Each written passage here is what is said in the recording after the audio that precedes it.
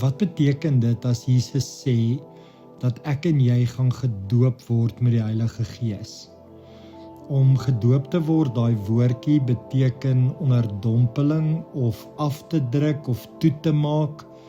So dit is Jesus se begeerte. Sy begeerte is dat my en jou lewe totaal en al gevul sal word met hom.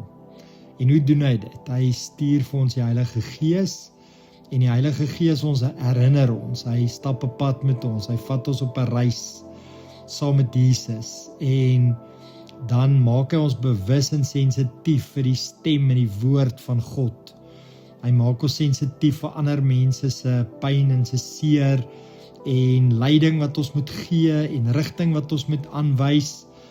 Dis wat die Heilige Gees doen, en Jesus sê maar, jy moet volgemaak word, ondergedruk word, afgedruk word, toegemaak word met die Heilige Gees, want die Heilige Gees is soveel meer as net 'n krag. Hy's 'n persoon, hy's iemand wat met jou 'n verhouding wil bou en jou wil lei en jou werklik waar wil lief hê met God se liefde, dat jy weer ander mense kan lief hê met daai selfde liefde.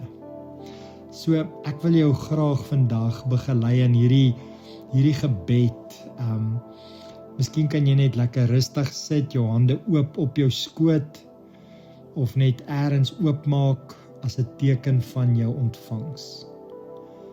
En dan sê jy saggies in jou hart, jy kan dit ook fluister: Here, ek wag op U.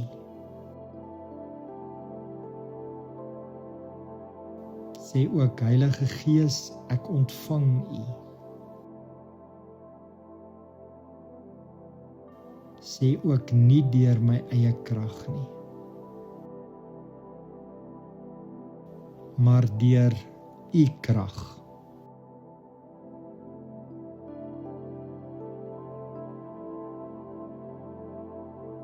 Nou onthou, jy hoef niks te voel nie. God werk in die onsigbare, en hy werk met geloof. Hy sê, jy moet in geloof ontvang hierdie geskenk wat die Here vir jou wil gee.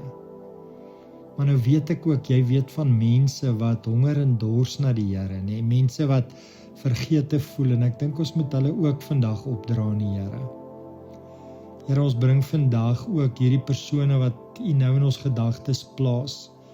Mense wat dors na meer van U, wat moeg is van self probeer, of wat hinker na U krag en U troos, Here.